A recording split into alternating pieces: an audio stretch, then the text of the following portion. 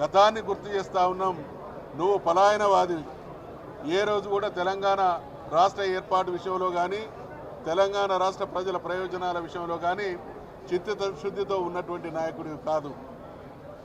మా చిత్తశుద్ధికి నిదర్శనం గతంలో మేమందరం కూడా హరీష్ రావు గారు కానీ కేటీఆర్ గారు కానీ బీఆర్ఎస్ పార్టీకి సంబంధించినటువంటి అగ్రనాయకులైనటువంటి కేసీఆర్ గారు కానీ ఏ రకంగా ప్రాణత్యాగాలకు ఏ రకంగా జైళ్లకు పోలీస్ స్టేషన్లకు భయపడకుండా ఉద్యమం కొనసాగించి సాధించుకున్నామో దాన్ని గుర్తు చేస్తూ ఉన్నాం. ఈ చెరసాలలు, ఈ పోలీస్ స్టేషన్లు, ఈ విచారణలు మా ఆత్మస్థైర్యాన్ని ఆత్మవిశ్వాసాన్ని దెబ్బతీయలేవు. నీవు జరుగుతున్నటువంటి పరిణామాల పరంపర అంతా నీకు నీవే మరణ శాసనాన్ని రాసుకుంటున్నావు అనేటువంటి విషయాన్ని గుర్తు చేస్తూ ఉన్నాం. ప్రగల్భాల మాటలు కట్టిబెట్టు 100 మీటర్ల లోతులో బీఆర్ఎస్ పార్టీని పాతి పెడతావా? గ్రామ గ్రామాన ఇవాళ ప్రతి గ్రామ ఆత్మగౌరవ ప్రతీకగా ఉన్నటువంటి బీఆర్ఎస్ పార్టీ గద్దెల్ని కూల్చివేస్తావా? ఇవన్నీ కూడా తెలంగాణ సమాజం గుర్తుపెట్టుకుంటున్నది, గమనిస్తున్నది. నీ నిర్వాకాన్ని నిలదీసే రోజు అవసరమైతే తెలంగాణ సమాజమే సవాల్ చేసి నీకు బరి గీసేటువంటి సందర్భం కూడా ఆసన్నమవుతుంది అనేటువంటి విషయాన్ని హెచ్చరిస్తూ జరుగుతున్నటువంటి పరిణామాలన్నీ కుట్రలతో కుయుక్తులతో జరుగుతున్నటువంటి పరిణామాలని ఖండిస్తూ ఉన్నాం. హరీష్ రావు గారి వెంట తెలంగాణ సమాజానికి సంబంధించినటువంటి ఉద్యమకారులతో పాటు ప్రజలు ఉన్నారు అనేటువంటి విషయాన్ని గుర్తు చేస్తూ ఉన్నాం. నిజంగా నీకు ఆత్మవిశ్వాసం ఉంటే నువ్వు ఇచ్చినటువంటి 6 గ్యారంటీలను అమలు చేయండి. నువ్వు ఇచ్చినటువంటి ప్రజలకు చెప్పినటువంటి 420 హామీలను అమలు చేసేటువంటి సత్తా లేక ప్రశ్నించే గొంతులను నొక్కివేయడం ద్వారా ఈ అంటే రకరకాల ప్రయత్నాల ద్వారా విషయాన్ని ఏమార్చేటువంటి నీ ప్రయత్నాలు సాగవు అనేటువంటి విషయాన్ని హెచ్చరిస్తూ ఉన్నాం. ఇవాళ ఎంక్వైరీకి హరీష్ రావు గారిని పిలిస్తే తెలంగాణ సమాజమే కదిలొచ్చినట్టున్నది అనేటువంటి విషయం గమనించాల్సిందిగా కూడా నీకు హెచ్చరిస్తూ ఉన్నాం.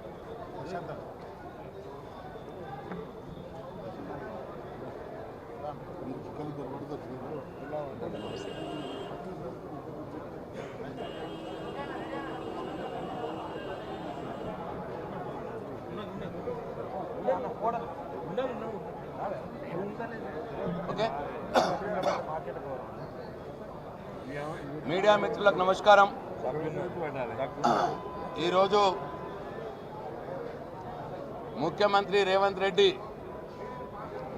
బావమరిదైనటువంటి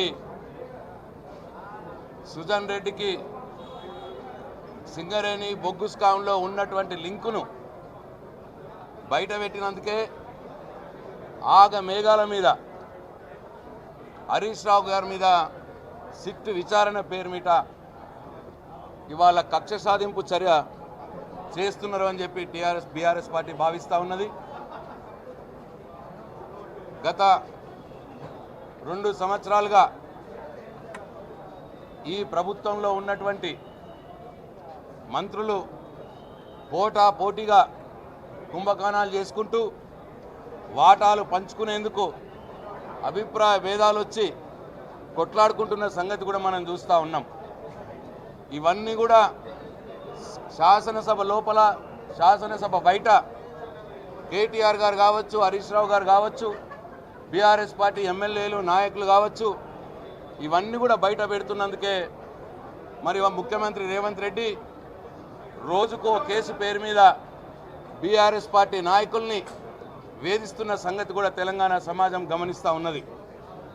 ఒకసారి కార్ రేసింగ్, ఈ కార్ రేసింగ్ అని, ఇంకోసారి ఫోన్ ట్యాపింగ్ అని, ఇంకోసారి కాళేశ్వరం అని, ఇంకోసారి విద్యుత్ మీద అని రకరకాలుగా ఆధారాలు లేనటువంటి నిరాధారమైనటువంటి కేసులు మోపి ఇవాళ బీఆర్ఎస్ పార్టీ నాయకుల్ని వేధిస్తున్న సంగతి కూడా తెలంగాణ సమాజం గమనించాలని చెప్పి కోరుతా ఉన్నాం.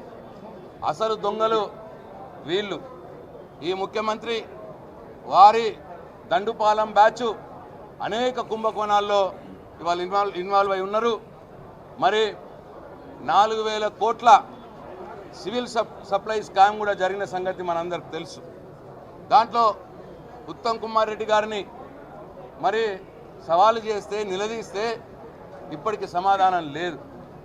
అట్లనే సమ్మక్క సారక్క అక్కడ యొక్క పని 300 కోట్ల రూపాయల పని కోసం మరి ఇద్దరు మంత్రులు కొట్లాడుకున్న సంగతి కూడా మనం చూసినాం. ఇవాళ దాన్ని దేవాదాయ శాఖ నుంచి R&B శాఖకు మార్చి తన అనుకూలంగా ఉన్నటువంటి కంపెనీలకు ఇప్పించుకున్న సంగతి కూడా చూసినాం. ఆ కమిషన్ల విషయంలో ఇద్దరు మంత్రులు కొట్టుకున్న సంగతి కూడా మనం చూసినాం. ఇకట్లా ఎక్సైజ్ డిపార్ట్మెంట్లో జూపల్లి కృష్ణారావు గారు ప్రాతినిధ్యం వహిస్తున్నట్టు ఎక్సైజ్ డిపార్ట్మెంట్లో మరి ఆ మద్యం లేబుల్ల సంగతి కావచ్చు, కొత్త బ్రాండ్ల సంగతి కావచ్చు, ఎక్సైజ్ మంత్రికి తెలియకుండానే ముఖ్యమంత్రి పేషి మొత్తం కూడా నడిపించింది అని మంత్రి వాపోయిన సంగతి కూడా మనం చూసినాం. ఆ కమిషన్ల కోసం ముఖ్యమంత్రి పేషి మంత్రి ఇద్దరి మధ్యలో కూడా మాటలు జరిగినట్టు కూడా మనకు వార్తలు వచ్చినాయి. ఇట్లా అనేక రకాల రోజు అట్లనే ఇండస్ట్రియల్ భూములు తక్కువకే తన వాళ్ళకు అప్పచెప్పి 5 లక్షల కోట్ల రూపాయల స్కామ్కు తెరదీసిన సంగతి కూడా మరి వాళ్ళ కేటీఆర్ గారు హరీష్ రావు గారు లేవనెత్తడం జరిగింది. అట్లనే హామ్ మోడల్ రోడ్లు అంటున్నారు. దాంట్లో డబుల్ కంటే ఎక్కువ 3 రెట్లు బేస్ ప్రైజ్ని ఏదైతే విలువ ఉంటుందో 1 కిలోమీటర్కి ఎంత ఖర్చు అయితే కావాలనో అంతకు 3 రెట్లు ఎక్కువ చేసి దాదాపు 8,000 కోట్ల రూపాయల కుంభకోణం హామ్ మోడల్లో చేయబోతా ఉన్నారన్న సంగతి కూడా మేము లేవనెత్తడం జరిగింది. ఇట్లా నిన్నటికి నిన్న బొగ్గు సంగతి, సింగరేణి బొగ్గులో అటు వెంకటరెడ్డి గారు, ఇటు సీఎం గారు, ఇటు భట్టి విక్రమార్క గారి మీద అనేక రకమైన వార్తలు వచ్చినాయి. ఇవాళ వాళ్ళ మనుషులకు ఇప్పించుకొని 1,600 కోట్ల విలువైనటువంటి పనులని వాళ్ళ మనుషులకు ఇప్పించుకోవటానికి ఒకళ్ళ మీద ఒకళ్ళు ఎట్లా డ్రామాలు చేసుకున్నారో, ఎటువంటి వార్తలు వచ్చినాయో, మీడియాలో ఎటువంటి వార్తలు వచ్చినాయో మనందరం కూడా చూసినాం.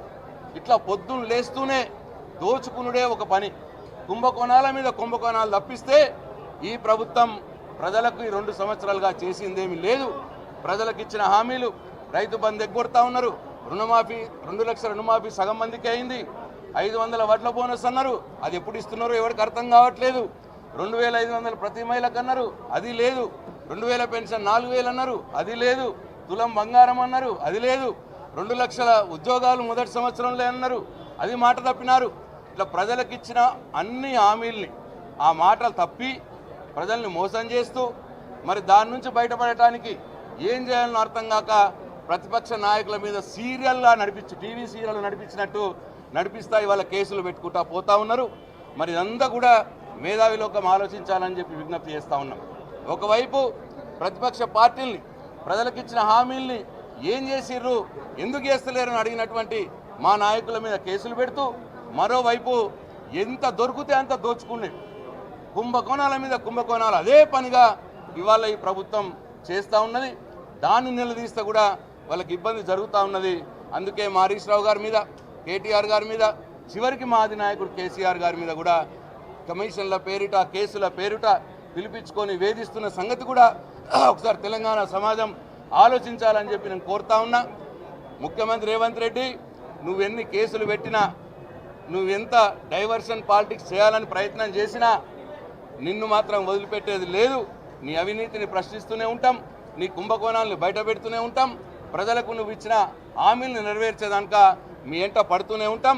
ఇవాళ హరీష్ రావు గారు ఏదో నువ్వు కేసు పెట్టి పిలిస్తే భయపడే వ్యక్తి కాదు. తెలంగాణ ఉద్యమంలో అనేక రకాలైన కేసులు ఎదుర్కొని ప్రజల కోసం జైళ్ళలోకి పోయి వచ్చిన వాళ్ళం మేము.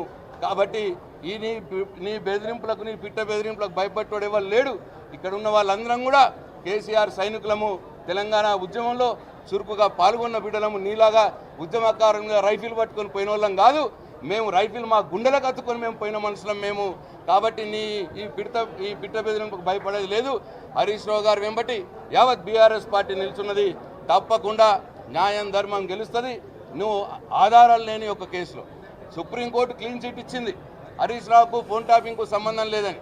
హైకోర్టు క్లీన్ చిట్ ఇచ్చింది. అయినా సరే మళ్ళీ అదే కేసు తవ్విపించి నువ్వు పిలిపించి నీ బొగ్గు స్కామ్ బయటపడ్డది కదా, మరి ప్రజల్లో చులకనవుతున్నాం కదా అని చెప్పి డైవర్షన్ పాలిటిక్స్ చేయడానికి వాళ్ళు హరీష్ రావు గారిని పిలిచినంత మాత్రాన నీ దొంగ పనులు, నీ కుంభకోణాలు మరి మర్చిపోరు ప్రజలు అని చెప్పి ఈ సందర్భంగా తెలియజేస్తూ హరీష్ రావు గారు వెంబడి మొత్తం బీఆర్ఎస్ పార్టీ ఉంటుంది. తప్పకుండా మేము నిన్ను ప్రశ్నిస్తూనే ఉంటాం, నీతో పోరాడుతూనే ఉంటామని తెలియజేస్తూ సెలవు చేసుకుంటున్నాను. జై తెలంగాణ.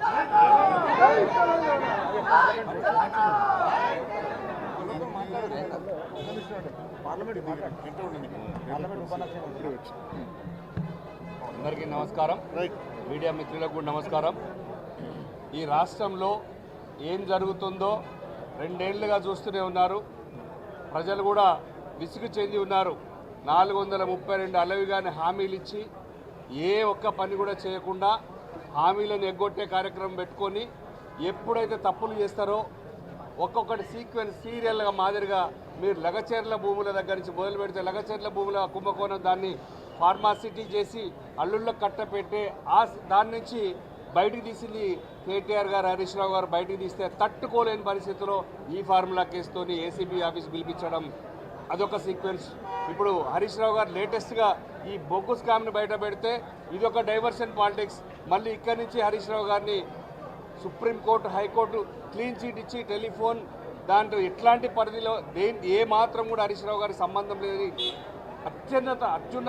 ఉన్నతమైన న్యాయస్థానం క్లీన్ చీట్ ఇస్తే కూడా దాన్ని మరొక్కసారి ఏదో పీకాలని చెప్పేసి కొండంతో వెలుగని పట్టే ప్రయత్నం చేసి హరీష్ రావు గారిని వాళ్ళ పిలిపించుకున్నంత మాత్రాన జరిగేది ఏం లేదు.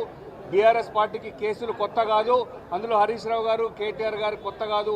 చివరికి కేసీఆర్ గారు బాగా బయటకు వచ్చి ఎక్కడ మాట్లాడతారో, ఎక్కడ పార్టీని కాంగ్రెస్ను బొందబెడతారో అని చెప్పేసి కేసీఆర్ గారి మీద కూడా ఒక కమిషన్ వేసి కాళేశ్వరం అనే ఒక నింద పెట్టారు. కేవలం 2 పిల్లర్లు కుంగిపోతే నీకు చేత కాదు, దద్దమ్మ ప్రభుత్వం ఇది. మీరు నీళ్ళు కిందికి వదిలిపెట్టి ఆంధ్రాలో బనకచెర్ల ప్రాజెక్టు కట్టుకోవడానికి సహకరించే మీరు బీఆర్ఎస్ పార్టీని కేసులు పెట్టి ఏ మాత్రం కూడా ఇబ్బంది పెట్టలేరు. ఈ బీఆర్ఎస్ పార్టీ సైనికులు తెలంగాణనే రాష్ట్రాన్ని సాధించినటువంటి ఈ పార్టీని, ఈ నాయకులను కేసీఆర్ గారిని, కేటీఆర్ గారిని, హరీష్ రావు గారిని మీరు కేసులతో ఎంత వేధించినా ఉవ్వెత్తున తెలంగాణ ప్రజలు ఎగిసిపడతారు, ఉద్యమంలాగా పోరాడతారు తప్ప మీకు భయపడే క్వశ్చనే లేదు. ఏదో ఎలక్షన్ వచ్చే ముందు ఒక డ్రామా, ఏదైనా స్కామ్ జరిగే ముందు ఒక డ్రామా, ఇవన్నీ కూడా పోలీస్ స్టేషన్ పిలిపించుకున్నంత మాత్రాన ఏం కాదు. మీరు ఇతర దేశాల్లో పోయే ముందు ఇక్కడ ఒక అంటిచ్చిపోయారు, ఇది బొగ్గుది పక్క పోవాలనుకుంటారు, కానీ బొగ్గు స్కామ్ బయటకు తీస్తారు. మేము కూడా ఢిల్లీలో పార్లమెంట్లో ఇష్యూ లేవనెత్తుతాం. ఖచ్చితంగా కూడా మా పార్టీ ప్రతిపక్ష పార్టీ మాకు ఇచ్చినట్టు ప్రతిపక్ష హోదాను ప్రజలకు ఖచ్చితంగా న్యాయం చేసేదాకా, మీరు ఇచ్చిన హామీలు 432 హామీలు నెరవేర్చేదాకా, ఆ దొంగ హామీ ఇచ్చి 42% బీసీలకు రిజర్వేషన్ ప్రకటించి బీసీలకు ఏమాత్రం కూడా చేయకుండా మోసం చేసి మళ్ళీ మొన్న సర్పంచ్ ఎలక్షన్లకు వస్తే 40% ఓటింగ్ తెచ్చుకున్నాం. ఇప్పుడు మున్సిపల్లో కూడా మళ్ళీ ఎక్కువ శాతం తెచ్చుకుంటాం. ఖచ్చితంగా కూడా తెలంగాణ రాష్ట్రం మీరు ఎంత చేసినా కూడా ఉవ్వెత్తున లేసి మళ్ళీ తిరిగి అధికారంలోకి వచ్చేదాకా పోరాడతాం. మా వెంట బీఆర్ఎస్ పార్టీ సైనికులు, కార్యకర్తలు ఇలాంటి కేసులకు భయపడే క్వశ్చనే లేదు. జై తెలంగాణ. కేసీఆర్ గారి నాయకత్వం, కేటీఆర్ గారి నాయకత్వం.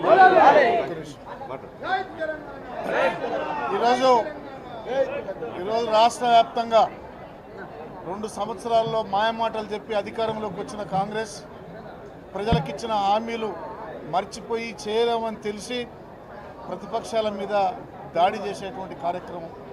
ముఖ్యంగా ఇవాళ హరీష్ రావు గారి మీద, మొన్న కేసీఆర్ గారి మీద, కేటీఆర్ గారి మీద మరి ఆధారాలని ఆరోపణలు చేసి పార్టీని, ప్రజలను భయభ్రాంతులను చేయాలనేటువంటి దొంగ ఆలోచనలు రేవంత్ రెడ్డి గారు చేస్తున్నారు. మీరు ఎన్ని చేసినా ఇదే ఫోన్ ట్యాపింగ్ విషయంలో సుప్రీంకోర్టు కొట్టేసి హైకోర్టులో పస లేకుండా పోయినాక మళ్ళా ఒకటి నిన్న మొన్న బొగ్గు కుంభకోణాన్ని ముందుకు తీసుకొస్తున్నారనే భయంతో ఇవాళ ముఖ్యమంత్రికి కానీ మంత్రులలో ఇవాళ ఒక అలజడి వచ్చి మళ్ళీ రేపు రాబోయేటువంటి రోజుల్లో గ్రామ పంచాయతీ ఎన్నికల్లో మరి వాళ్ళకు అనుకున్నట్టు స్థానాలు రాక రేపు మున్సిపల్ ఎన్నికల్లో కూడా రావనేటువంటి భయంతో ఏదో ఒక నెపాన్ని బీఆర్ఎస్ పార్టీ మీద, బీఆర్ఎస్ నాయకుల మీద పెట్టాలనేటువంటి ఆలోచన ఉంది. రాష్ట్ర వ్యాప్తంగా ఇవాళ ప్రజలందరూ కూడా, తెలంగాణ సమాజం అంతా చూస్తుంది మీ అవినీతి భాగోతం అంతా. ఖచ్చితంగా కాంగ్రెస్ పార్టీని అన్ని స్థాయిల్లో చిత్తుగా ఓడిస్తేందుకు బీఆర్ఎస్ కార్యకర్తలు సిద్ధంగా ఉన్నారు. ఈరోజు హరీష్ రావు గారి పైన జరుగుతున్నటువంటి కుట్రని కార్పొరేషన్ చైర్మన్గా బీఆర్ఎస్ పార్టీగా మేము ఖండన చేస్తూ ఉన్నాం. ఇవాళ హరీష్ రావు గారు 25 నెలలుగా ప్రతిపక్షంలో రుణమాఫీ ఎందుకు కావట్లేదని చెప్పేసి ప్రజల తరఫున కొట్లాడుతూ ఉన్నారు. రైతు బంధు ఎందుకు కేట్లేదని చెప్పేసి హరీష్ రావు గారు కొట్లాడుతూ ఉన్నారు. అదేవిధంగా ఇల్టు పాలసీ మీద జరిగినటువంటి దాని మీద కొట్లాడుతూ ఉన్నారు. అయ్యా రేవంత్ రెడ్డి గారు, మీరు సిట్టు వేస్తే ఇల్టు పాలసీలో జరిగిన అవతవకాల పైన సిట్టు వేయాల్సిన అవసరం ఉంది. అదేవిధంగా నైని బొగ్గు గని ఏదైతే ఉందో ఆ బొగ్గు గని యొక్క టెండర్ల పైన సిట్టు వేయాల్సిన అవసరం ఉంది. ఇవాళ హరీష్ రావు గారేమో ప్రజల కోసం కొట్లాడుతూ ఉంటే వీళ్ళ మంత్రులు మాత్రం దేనికోసం కొట్లాడుతూ ఉన్నారు. ఒక ఆయనేమో వెన్సన్ అనే కంపెనీకి ఎందుకు నైని బొగ్గు బాబు టెండర్ ఇస్తామని చెప్పేసి కొట్లాడుతూ ఉన్నారు. ఒక ఆయనేమో మెగాకి ఎందుకు ఇస్తామని చెప్పేసి ఒక మంత్రి కొట్లాడుతూ ఉన్నాడు. ఒక ఆయన సుషి ఇన్ఫాకి ఎందుకు ఇస్తామని చెప్పి ఒక మంత్రి కొట్లాడుతూ ఉన్నారు. ఈ మంత్రులేమో టెండర్లు ఈ కంపెనీకి ఇవ్వాలి ఈ కంపెనీకి ఇవ్వాలని కొట్లాడుతూ ఉంటే మా హరీష్ రావు గారు మాజీ మంత్రివర్యులు తెలంగాణ ఉద్యమ నేత నిప్పు లాంటి నాయకుడు మాత్రం ఈ ప్రజలకు మీరు ఎందుకు హామీలు నెరవేర్చాలని కొట్లాడుతూ ఉన్నారు. ప్రజల కోసం ప్రజల హామీల కోసం కొట్లాడుతున్న నాయకుల మీద సిట్లేస్తూ ఉన్నారు. కంపెనీలలో వాటాల కోసం కంపెనీలకు టెండర్లు కావాలన్నటువంటి నాయకులకు మాత్రం వాళ్ళేమో పరదాలు చేస్తూ ఉన్నారు, కార్పెట్లు వేస్తూ ఉన్నారు. ఈ వాస్తవాన్ని తెలంగాణ ప్రజలు గమనించాల్సిన అవసరం ఉంది. 6 అడుగుల బుల్లెట్టుగా నీతి గల నాయకుడుగా రుణమాఫీ ఎందుకు చేస్తలేమంటే సిద్దిపేటలో క్యాంపు కార్యాలయం మీద దాడి చేస్తారు, అత్యయత్నం చేసే ప్రయత్నం చేస్తారు. అదేవిధంగా ఖమ్మం జిల్లాలో వరదలు వచ్చి ప్రజలు అల్లాడుతూ ఉంటే వరద బాధితుల్ని కాపాడాలని చెప్పేసి వరద బాధితులకు అండగా ఉండడం కోసం కేసీఆర్ గారి మార్గదర్శకంలో కేటీఆర్ గారి మార్గదర్శకంలో మా మాజీ మంత్రి హరీష్ రావు గారు వెళ్ళి వరద బాధితుల్ని పరామర్శిస్తే అత్యయత్నం చేసే ప్రయత్నమే కాక రాళ్ల దాడి చేసిన విషయాన్ని తెలంగాణ సమాజం అంతా గమనించి తెలియజేస్తా ఉన్నా. అయ్యా ఇవాళ వాస్తవాలు గమనించుకోరి. ఇవాళ వాస్తవాలు ఏంటంటే ఇవాళ ధరణిలో లక్షల కోట్లు కుంభకోణం అన్నారు, ఏమైనా తేల్చిర్రా తేల్చలేరు. కాళేశ్వరంలో కుంభకోణం అన్నారు, ఏమైనా తేల్చిర్రా తేల్చలేరు. ఫోన్ ట్యాపింగ్ అని చెప్పేసి ఇలా కొత్తది తీసుకొస్తా ఉన్నారు.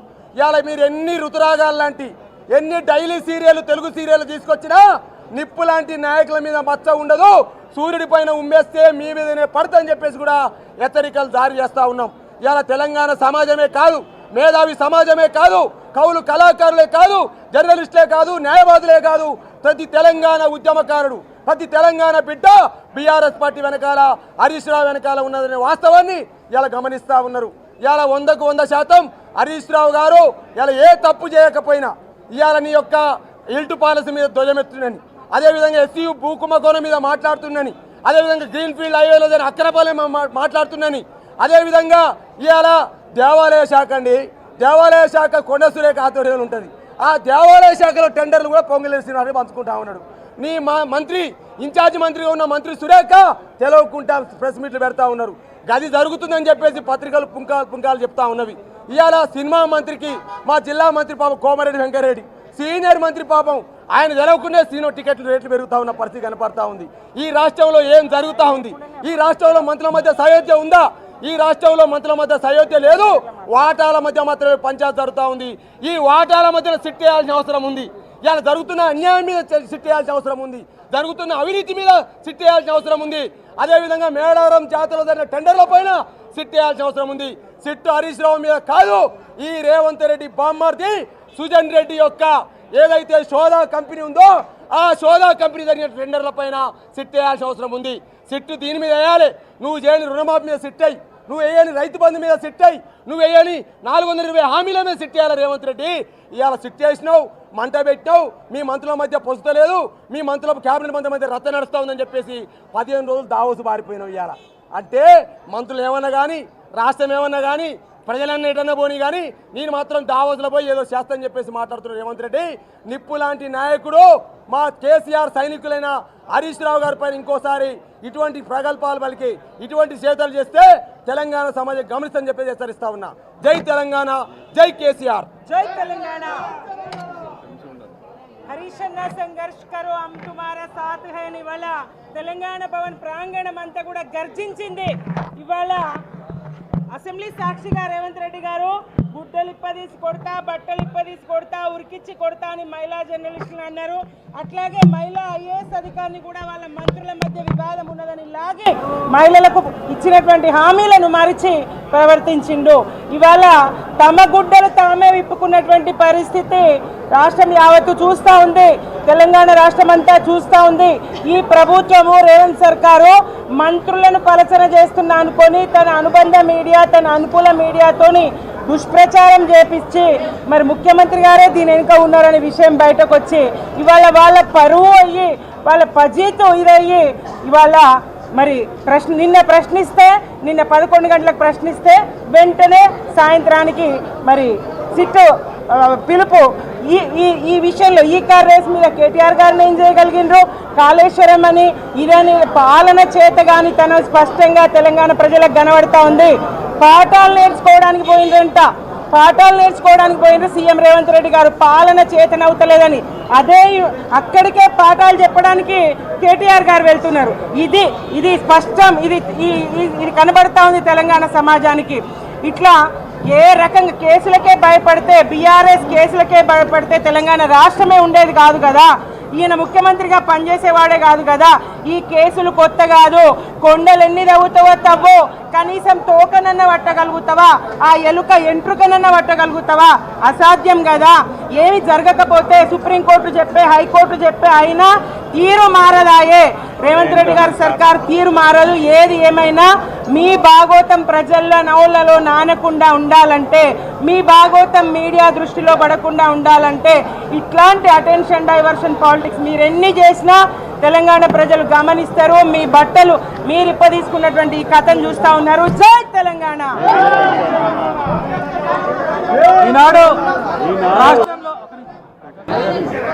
ఈనాడు రాష్ట్రంలో జరుగుతున్నటువంటి కాంగ్రెస్ పార్టీ ప్రజలకు ఇచ్చిన హామీలు 6 గ్యారంటీల్ని ప్రజల నుంచి మభ్యపెట్టడానికి డైవర్స్ పాలిటిక్స్ చేయడానికి సిట్ల పేరుతోటి పాడిందే పాట అని చెప్పి మళ్ళొకసారి కొత్త విధానంతో నోటీసులు ఇవ్వడం జరుగుతూ ఉంది.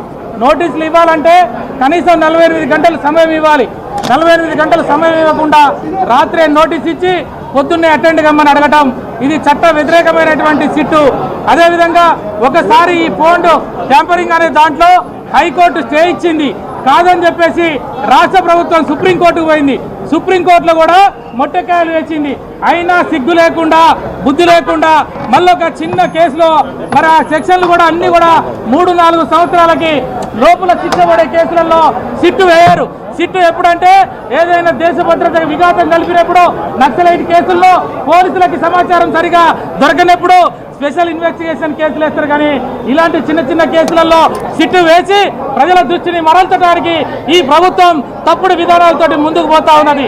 ఇవాళ 1600 కోట్ల రూపాయలు ఏదైతే తెలంగాణ సమాజానికి నష్టం జరుగుతున్నదని చెప్పేసి ఈ రాష్ట్ర ప్రభుత్వాన్ని నిన్న డాక్యుమెంటరీ ఎవిడెన్స్ తోటి హరీష్ రావు గారు బయట పెడితే ఉదయం మాట్లాడినందుకు సాయంత్రం సిట్టు కేసు తోటి వచ్చారంటే ఇది ఎక్కడ కూడా చట్టం ముందర నిలబడే కేసు కాదు.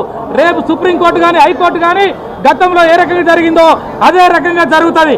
కాబట్టి రాష్ట్ర ప్రభుత్వం ఇప్పటికైనా ఈ మంత్రులు సయోధ్య లేకుండా ఈ 1600 కోట్ల రూపాయల్ని ఒక ముఖ్యమంత్రి బావమర్ది, ఒక మంత్రి తమ్ముడు, ఒక ఎమ్మెల్యే దోస్తు, ఇంకొక ఎమ్మెల్యే నలుగురు కలిసి పంచుకుంటున్న సందర్భంలో వాళ్ళ మధ్యలో జరుగుతున్న పంచాయతీల్ని డైవర్ట్ చేయడం కొరకు ఈ ముఖ్యమంత్రి సిట్టు పేరుతోటి కొత్త నాటకానికి తెర ఎత్తాడు.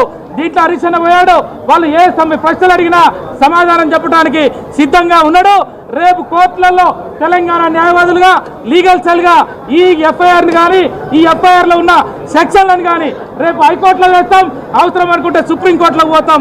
మాకు చట్టాల మీద కోర్టుల మీద నమ్మకం ఉన్నది.